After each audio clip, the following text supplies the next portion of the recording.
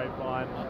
North Americans versus Europeans once again. On Yemen this time. Your answer was yes. Yes. But look at this. It's Yemen. Okay, so we're loading the map up. It's Yemen. First time that we're streaming it. Tell me a little bit about Yemen. Man, Yemen is inspired by that urban close quarter combat battle. You're going to see some real fast-paced, close quarter combat action, and that B flag is just a brutal position. Guys are going to have to really keep guys out of that zone. Yeah, and as we see right off the bat here, it looks like the whole North American side decided to take that flag together. And usually sometimes you'll see that teams go ahead and push up towards that B flag, but they all jumped on it to get it quickly. And now you see them making moves. We're on board with Toby. And Toby gets taken out right there. We'll swap over, and we're now on board with Twiz, who's flanking around here. Twiz with the MSMC, and he's got the laser sight attachment. Tell me a little bit about that. That laser sight is how you can get that increased hipfire accuracy on for these players. Got it, yep. So that is Twiz picking up the kill right there. And he's going to go and hang tight as the North Americans are controlling 2 flags now. They have taken B, and Merc is on a tear right now. He just called in, it looked like a hellstorm, and it picked up a double, and now he has the SMR. So that is actually a semi-automatic rifle, right? Right, he's got this thing customized up in all sorts of ways, so he's using that select fire switch to change up whether he's bursting or auto. Got it. So looks like he's doing some work with it right now. As a Ruby jumps around the corner, he gets taken out there, and now it looks like Merc's going to be calling in a care package. We'll stay on board with him and see what lands. 26-13 now as the North Americans are up, and it looks like that care package is coming down, and Merc turns right there and takes out Gunshi. This gave Gunshi a little bit of the business, and that care package just came through. So let's see here what Merc is up to. It looked like it was a UAV. Yeah, that's a UAV. You see those UAV assist points coming up. We were just talking about that earlier. Every time you're using a support-driven streak, and someone gets a kill with that UAV up, you're earning some points for that. That's that UAV assist message. Right, so all of those points from that UAV are going to contribute to his score streak. Tell me a little bit about what we're seeing down here with the score streak meter. Yeah, you can see that score streak meter in the bottom right-hand corner of your screen right next to those 3 icons. That'll fill as the guys get score. It hits the top, they're going to earn that next reward. Right, so as we see, Big Timer is just getting started on his score streak here, and it looks like he took some shots right there, and the North Americans are doing some great controlling of that B flag at the moment. Map control is so important in Domination, and you have the North Americans doing a great job of just locking it down. 3 minutes and 35 seconds left to go, and 3 minutes and 30 seconds left to go as Big Timer takes that hip fire with the laser sight attachment. That definitely helped him right there. Absolutely, man. You're going to see a lot of really good play from the hip and ADS with this particular attachment. So tell me a little bit about what we're seeing round base here now.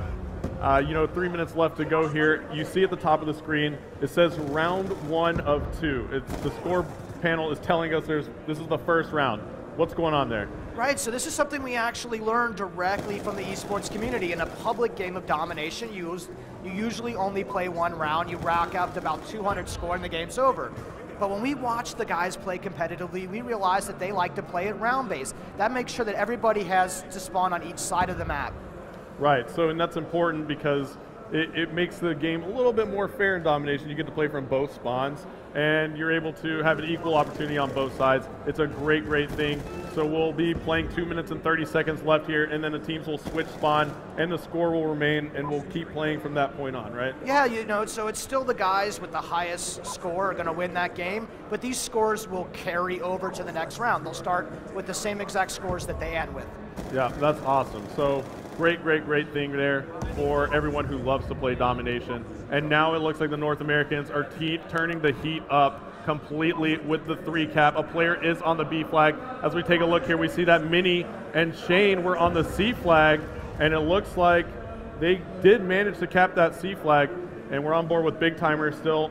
So why don't we hop on board with the Europeans, take a look. Well, actually, look at this. Twiz and Ray from the North American side, Ray of Optic Gaming and Twiz are on massive kill streaks right now, David. We'll swap on board with Ray. And what's Ray got here? Yeah, Ray's got the Death Machine out. This is some of the new weapons that we have put back in. The Death Machine actually has a little baby brother known as the War Machine, which is the grenade launcher version. So it was really fun for us to put these clearly superior firepower weapons into the score streak system itself.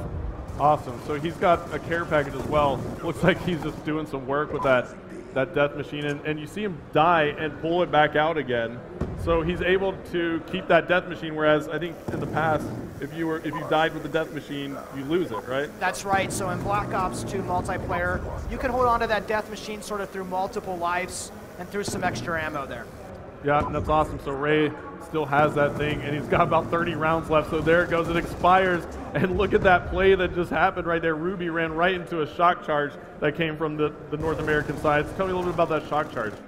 Hestro, I like to use that shock charge as a type of alarm system. I'll actually place it on the entrances and exits of buildings, so if anybody comes through that door, they get electrocuted very briefly, usually just enough time for me to spin on them and take that target out. Awesome. Well, look at this, 135 to 50, and you have about 30 seconds left to go. So we're getting to that point where this round is going to end and we're going to start back over. So the score was going to carry over. I'm just really excited for people to be able to check that out. And we'll take one more look here at the picture-in-picture. You see some players hopping on the flag, trying to play the objective near the end of the game. We'll take a look at the scoreboard as well. You see that Ray of Optic is on a tear. Huge, huge, huge game for him. 28-6 with 10 defends and 4 captures. And then you see Karma backing him up at 23-9. The North Americans are going massive at the moment. So a huge, huge game for the North Americans against the Europeans. All right, this next round's going to start immediately, guys. We're going to go right over into the next round of this game. Right after this round-ending kill cam, we'll spin over. The guys will flip the spawns, as we say. Yep. And then we'll start right again. All right, so here you go. We're switching sides. A little bit of halftime, good breather. All right. And then right back into it. Now look, Hester, right at the top of the screen, you can see A, B, and C. That's because they're neutral. And as soon as someone jumps on the flag, it flips over to the team that has that particular flag. And that's so great. So right now we see that the B flag is getting taken. Why don't we swap back over and see who is near that flag? And it looks like it's a battle for control of that B flag right now. And it is just chaos here on the map, looking great. Players are making moves. You just saw 2 players get taken out in the street right there, headed towards that B flag. So this is just basically a feel it out type of moment here, isn't it? I'm really excited by the way these players will actually position and set up. They will not be in a hurry to grab the B flag until they feel like they can really lock it down. Look at Big Timer moving up beyond the flag radius so he can try to lock that position in really well. Yeah, and now we see that Karma is actually pushing up on that right flank, but he does get taken out right there. And now you see some players hovering over that B flag. Let's hop on board with Merc. There he is, taking the B flag with some help of his teammates. And there you have it. The North Americans do control the B flag now. So they have C and B in that 2 flag setup that's always so crucial. And tell me a little bit more about Yemen here as we're watching it. You see a lot of tight corridors here, and tell me a little bit about the design of this map. Yeah, so we worked on this map really early on, and we wanted to make sure that we definitely brought that classic urban street fight that players love, make sure it was still available in Call of Duty Black Ops 2 as well. And this is why you see this such fast-paced action here. Look at the kill feed just spinning the entire time. Absolutely, and that's something players love in Call of Duty is just non-stop engagement, and that's what you get here on Yemen.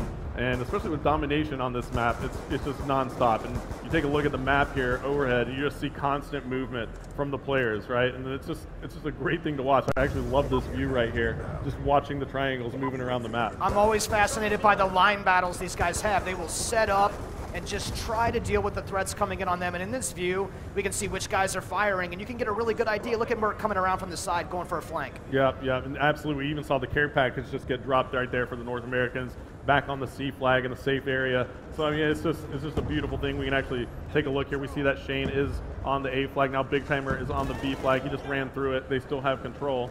And Ray now runs by the A flag. It looked like Ray was actually pushing for that capture. So the North Americans are now pushing this flag pretty hardcore and aggressively. And then the Europeans do manage to thwart that off. We'll jump on board with the Europeans. Why don't we hop on board with one of the ladies here?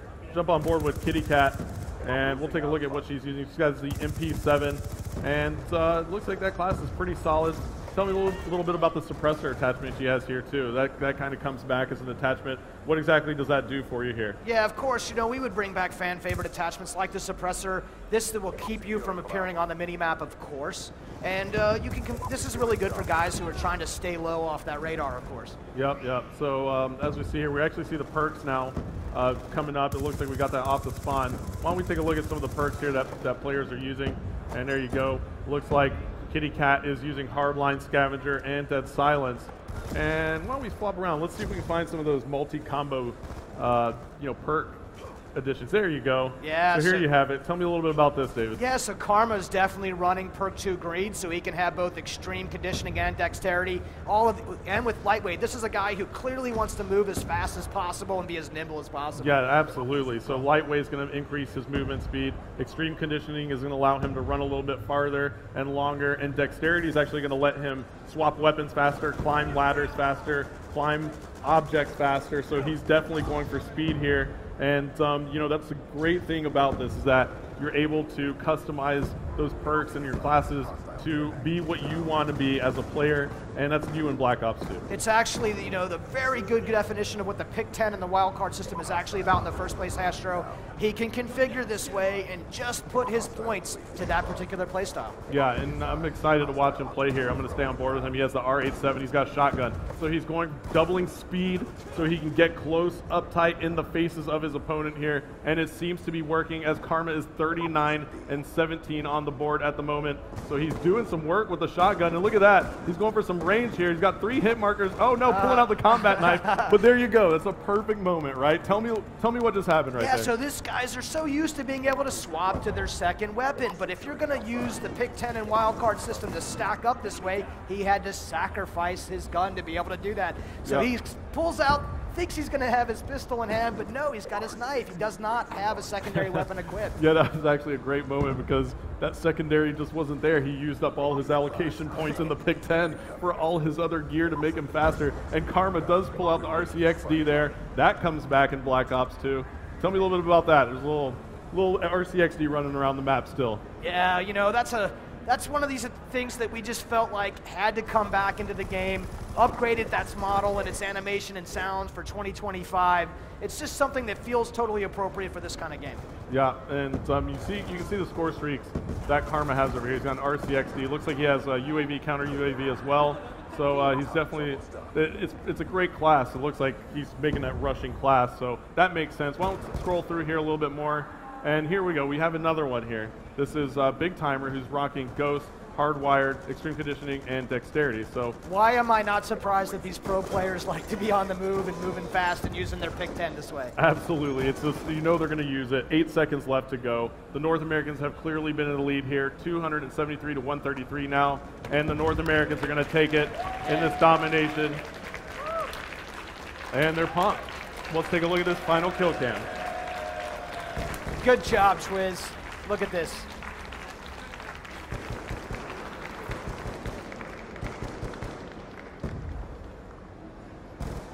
So